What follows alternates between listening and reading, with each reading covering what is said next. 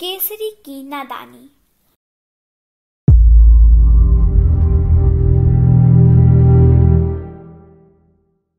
वाराणसी में गंगा के किनारे एक घना जंगल है।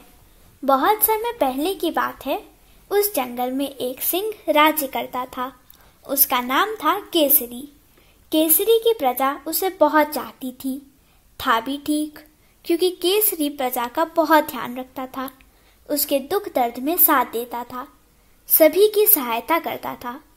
उसके राज्य में कोई भूखा नहीं रहता था और ना ही किसी को कोई अभाव था। पर केसरी में एक बहुत बड़ा दोष था। वह था स्वार्थी। यदि कोई वस्तु उसे पसंद आती थी तो वह दूसरों को बिल्कुल नहीं देखता था। उसकी यह बात भालू, रीछ, वानर, लोमड़ी आदि किसी भी जानवर को अच्छी नहीं लगती थी। पर कहता कोई प्राणी कुछ भी नहीं था, क्योंकि वह बड़ा था, राजा था। उससे सभी डरते थे, कहते भी तो कैसे। एक दिन की बात है, केसरी घूमने निकला। उसके साथ था उसका मंत्री भालू। उसका नाम था भास्कर। भास्कर और केसरी घूमते घूमते गंगा नदी के किनारे पहुंचे। वहां भास्कर ने नाव में बिठाकर महाराज केसरी को सैर कराई। अचानक केसरी का ध्यान गया कि गंगा का पानी बह बहकर पूर्व दिशा की तरफ जा रहा है। केसरी के राज्य की सीमा तो वहां समाप्त हो जाती थी, पर उसने देखा कि पानी बहकर उसके राज्य से बाहर जा रहा है। उसने अपनी मंत्री भालू से पूछा, भास्कर, यहाँ से यह पानी कहाँ जाता है? मुगल सराय की ओर महाराज, पतवार से नाव आगे बढ़ाते भालू मंत्री ने उत्तर दिया। मुगल सराय में नदी के पास जंगल में एक शेर भी रहता था। उससे केसरी बड़ा चिढ़ता था। केसरी को बहुत बुरा लगा कि उसके राज्य से पानी वहां जाए, वहां का राजा उस पानी को अपने काम में लाए। केसरी ने बिना सोचे समझे भालू को आज्ञा दी, मंत्री जी, इस पानी को दूसरे राज्य वाले जंगल में जाने से रोक दो। कल सुबह तक यहाँ बांध बन जाना चाहिए। मंत्री था बड़ा बुद्धिमान। यह सुनते ही उसका माथा ठनका। वह जानता था कि गंगा में पानी बहुत है। यदि बांध बनवाया जाएगा तो उनके जंगल में बाढ़ आ जाएगी।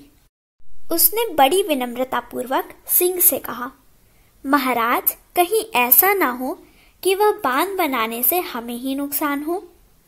तुमसे जो कहा जा रहा है वह करो, नथुने फुलाता हुआ शेर बोला। भालू करता भी क्या, वह चुपचाप बैठा रहा। नदी से वापस आकर भालू ने तुरंत सेनापति वानर देव को बुलाया। उसे राजा का आदेश पूरा करने को कहा। वानर देव ने तुरंत सेना के कुशल इंजीनियरों को बुलाया। उन्हें शाम तक बांध बनाने की आज्ञा दी। इंजीनियरों ने जल्दी से पत्थर, ईंट और सीमेंट जुटाए, फिर बांध बनाना शुरू किया। शाम तक मजबूत और सुंदर बांध बनकर तैयार हो गया। दूसरे दिन केसरी सूरज निकलने पर भी सोता रहा, पर जैसे ही उसकी आंख खुली वह भौचक्का रह गया। यह क्या, उसकी सारी गुफा में घुटने तक का पानी भरा था। बड़ी मुश्किल से पार करके केसरी गुफा के बाहर तक आया। उनकी समझ में नहीं आ रहा था कि इतना पानी कहाँ से आ गया। वह अभी सोकर उठा था और आंखें मल रहा था। उसने देखा कि दूर से भालू मंत्री बड़ी तेजी से नाव खेते हुए वहीं आ रहे हैं। नाव को पास लाते हुए भालू बोला, जल्दी कीजिए महाराज, जल्दी से नाव में बैठिए, पानी लगातार बढ़ता ही जा रहा है। शेर उछलकर तुरंत नाव में जा बैठा। तब कहीं जाकर उसने चैन की सांस ली। फिर भालू से पूछा, इतना सारा पानी कहाँ से कैसे आया? बांध बनाने से सारे जंगल में बाढ़ आ रही है। सभी जानवरों के घर में पानी भर गया है। सेना सभी को निकाल निकाल कर ऊंचे पेड़ों पर बैठा रही है, मंत्री ने उत्तर दिया। यह सुनकर शेर अपनी मूर्खता पर पछताने लगा। वह सोचने लगा कि पहले ही मंत्री की बात मान लेता तो ऐसी परेशानी कभी ना आती।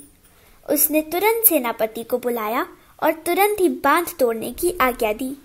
सैकड़ों वानर इस काम में जुट गए। कुछ ही समय में बांध टूटकर गिर पड़ा। जंगल में आई बाढ़ दूर हो गई। तब सिंह ने चैन की सांस ली। नाश्ता करते हुए शेर भालू से बोला, मंत्री जी, आपकी बात ना मानकर मैंने भूल की। सभी को इतना कष्ट सहना पड़ा, पर मैंने सोचा कि सारा पानी जब हमारे पास रहेगा तो हम उससे अधिक फायदा उठाएंगे। पड़ोसी राजा से कर लेकर फिर उसे पानी देंगे। भालू बोला, महाराज, नदी का पानी तो भगवान की देन है। उस पर जितना अधिकार हमारा है उतना ही दूसरे का भी है। भगवान के ही बनाए हम सब हैं। भगवान ने ही सब चीजें दी हैं। सभी को मिलजुल कर उनका प्रयोग करना चाहिए। इसी में सबकी भलाई है। जो किसी चीज पर अपना अधिकार जमाता है वह जरूर दुख पाता है। केसरी की समझ में भी बात आ रही थी।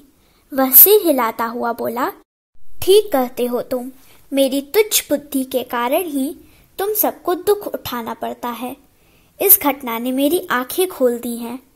अब से मैं अपने स्वार्थ को प्रमुखता नहीं दूंगा, दूसरों का भला सोचूंगा, क्योंकि स्वार्थी सदैव अंत में दुखी होता है। धन्यवाद।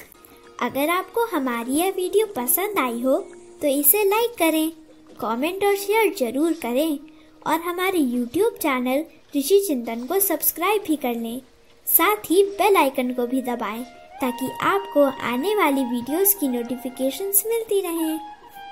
धन्यवाद।